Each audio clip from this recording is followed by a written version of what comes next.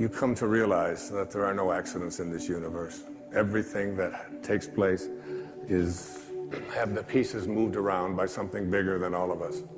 And so it was called the I Am Discourses. And I quote from the I Am Discourses. The first expression of every individual everywhere in the universe, either in spoken word, silent thought, or feeling, is I am, recognizing its own conquering divinity. The student, me, you, all of us, endeavoring to understand and apply these mighty yet simple laws, must stand guard more strictly over his thoughts and expression, in words or otherwise. For every time you say, I am not, I cannot, I have not, you are, whether knowingly or unknowingly, throttling that great presence within you. You must be conscious of how you use these words. I am. I am strong. I am well. I am content. Even if your senses tell you something different, I am. And as we move now into the meat of this program, you'll see that putting the words I am in front of something into your mind and imagination is a very powerful way to attract into your life, recognizing your own divinity. Particularly the work of Neville and the work of U.S. Anderson and the I Am Discourses. I came up with, in putting that all together, what I call 5 wishes fulfilled foundations for being able to attract into your world and become the kind of person that you expect yourself to be. Remember what I said about the quote on the wall of the swimming pool. If you want to accomplish anything, which means to become an extraordinary level of consciousness person, you must first expect it of yourself. You must see yourself and be unafraid to say to yourself, I am connected at all times to my source, to the divine mind, to the Tao, to God, to that which is the creator of all. I am a part of it. And the first of these 5 foundations I call imagination. Imagination. Many of our greatest thinkers have spoken about the power of imagination. William Blake said that what is now proved was once only imagined. Now think about the importance of that. If you want to have something show up in your life, the kind of person you would like to become, manifest something new into your life, something powerful, whatever it might be, you obviously must first be able to imagine it. Your imagination. This is yours and yours alone. You can place anything into your imagination that you want to place there, independent of what anybody else says about it, independent of what your senses tell you, independent of all the evidence that may be to the contrary. You can place into your imagination an I am that represents what you would like to attract into your life and make it come into fruition. Einstein's most famous quote, one of his most famous observations, he said, imagination is more important than knowledge. Knowledge is limited. Imagination encircles the world. Placing these I ams into your imagination, I had some of you I'm sure know about it because it's been all over the papers and so on, a diagnosis of leukemia a couple of years ago. And for a while, I kind of began to believe some of the things that were being told to me about what happens when you have this particular kind of leukemia. And I have instead, in the last year or so, had some of the most amazing, astonishing things happen into my life, where I have felt I was just so alive and so strengthened and so fully connected to my source, knowing. I mean, basically, I have a knowing in here that life itself is a sexually transmitted terminal disease, okay? I mean, that's basically the fact, all right? So I'm not saying that all you have to do is put into your imagination an I am that says I am and you're going to live forever. That isn't, but every moment that you do have until you are called can be a moment of exquisite, extraordinary power, living from that place. And that's the decision that I made. I have never felt so powerful as I have the last several years, since I recognized the power that I have in my imagination to place something there and live from it. Einstein once said, if you want your children to be intelligent, read them fairy tales. If you want your children to be more intelligent, read them more fairy tales. It's one of the reasons I've taken to writing children's books, to give children an opportunity to explore that thing called their imagination from the time that they're just little boys and little girls. And what I have in my imagination is a do not disturb sign. And it's like mentally inside, I've placed that in there. I do not anyone to disturb or try to change around anything that I have placed in there about what is possible for me. So you never want to place into your imagination any thought that you would not want to materialize. You never want to allow in your imagination to be contaminated by the way life used to be. Your imagination is yours. Don't let any other people influence you. Never allow people's ideas about what is possible or impossible for you to occupy your imagination. I've called it, throughout my life, I've called it being a scurvy elephant. When I was in the 3rd grade, I was living in a foster home out in Mount Clemens, Michigan, and I came home from school and I talked to Mrs. Scarf and I said, Mrs. Scarf, what's a scurvy elephant? And she said, where did you hear that?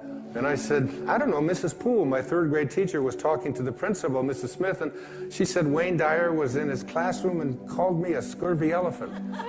So she got on the phone and she called up and the principal said, oh, that's Wayne. He gets everything mixed up. She didn't say that he was a scurvy elephant in her classroom. She said that he was a disturbing element in her classroom. A disturbing element is someone who has in their imagination the possibility that they can do anything, that all things are possible. Again, it's one of those great lines from the New Testament. With God, all things are possible. Now you tell me, what does that leave out? What does all things are possible leave out? That doesn't leave out the possibility that we can defy gravity, that we can soar, that we can heal ourselves, that we can create magnificent prosperity in our life, that we can change the world. I said at one of the breaks here to the audience here tonight, I really believe that if this message gets out there into the world, we can shift the consciousness of this planet. If enough of us begin to believe, we're placing into our imagination a world that we want to live in, that has no limitations, and that is based on living from a place of love and kindness and God consciousness and spiritual awareness, divine mind at work. I believe it's possible. If enough of us begin to believe that we can create that kind of a world, if public television can put on these kinds of programs, which is why I am a part of public television, because this is what they broadcast. This is what comes into our homes. The energy of all things are possible, not the energy of violence and hatred and, and all of the silly stuff that you see so frequently on commercial and cable television, especially the violence and especially the rude communication between young children and their parents and so on. You don't see that here. It's why I'm here, raising money for this station and all public television stations. Einstein, once again, this man of imagination, said logic will get you from A to B, but imagination will take you everywhere. That's the first of these wishes fulfilled foundations. The second foundation is very significant and very important. I call it living from the end. This is one of the harder ones for people to get, but I'd like you to go again to the New Testament. Look at Romans 4:17. In the presence of him whom he believed God, who gives life to the dead and calls those things which do not exist as though they did. And calls those things which do not exist as though they did. Those are very important, significant words. You have to be able to call the things which you have not seen yet materialize and manifest into your physical world. You have to be able to say to yourself, I call those things that I would like to become as if they already do. And you place into your imagination fearlessly the I ams which you would like to create for yourself. And when it's time for me to write another book, I don't even know what it's going to be. I just know that it starts germinating inside me. And it's like a calling, it's like a passion. And I'm over there at my writing space. And before I do, I come up with the title.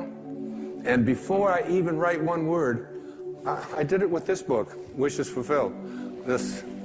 I take a jacket, this isn't even my book.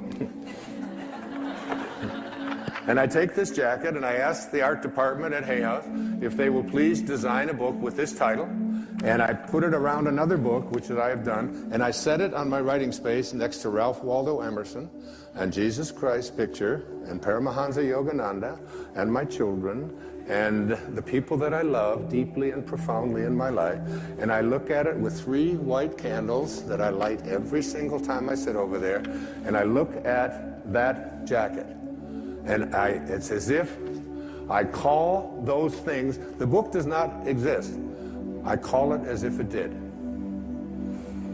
When my leukemia diagnosis came in, the information that was sent to me continuously was, it's incurable.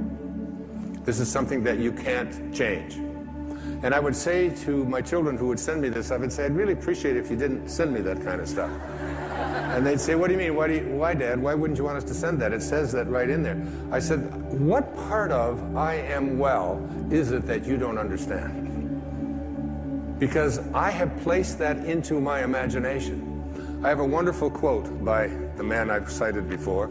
His name is Neville, and it goes like this. He says, disregard appearances, conditions, in fact, disregard all evidence of your senses, that is what your eyes and ears tell you, that deny the fulfillment of your desire, whatever it is you want to attract into your life. Disregard appearances, conditions, in fact, all evidence of your senses that deny the fulfillment of your desire. Rest in the assumption that you already are what you want to be. For in that determined assumption, you and your infinite being, your extraordinary self, which is what this program is about, are merged in creative unity, and with your infinite being, God, all things are possible. God never fails, and you are a piece of that which never fails. And you are going to move beyond just being a piece and just being a fragment and just being a segment until it becomes your overwhelming knowing that you have within you this divine capacity. You don't need evidence of your senses. I wrote a book a few years back.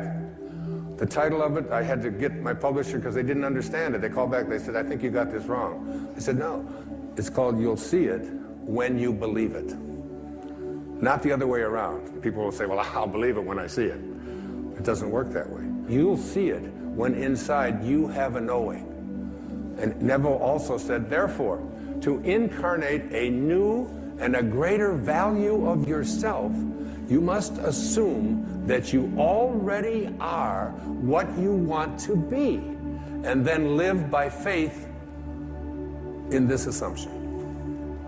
Now, this flies in the face of so much of what you've been told, because you have a tendency to believe that what your eyes and ears tell you is reality. But this is what we know by our senses. Just this little tiny fragment. I can't even get, it's like a millionth of a millimeter. And all that is unknown is in the invisible, in the imagination. And most of our attention is focused on, this is my beliefs and my disbeliefs about what is possible and what isn't possible are here. And it's an endless universe. So placing I ams into your imagination is one thing. It's an intellectual act. Living from the end means that you call the things which do not exist as if they did. You begin to say to yourself, you don't have to say it to anyone else, you don't have to write it down, you don't have to get anybody else's approval, you don't have to look on the internet, you don't have to do anything like that.